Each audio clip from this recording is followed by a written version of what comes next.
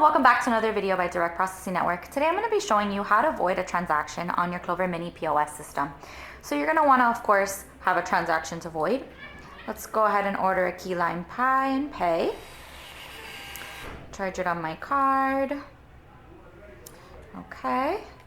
So the customer, of course, is paying for their key lime pie.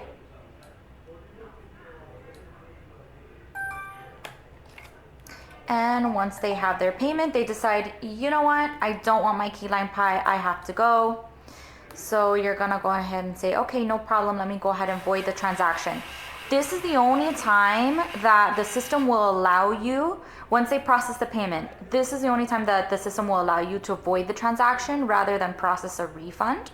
So you see these three little dots right here, you're gonna click on it, you're gonna see where it says void, confirm, and then you can go ahead and either print the void receipt or hit done. And the transaction will have been voided.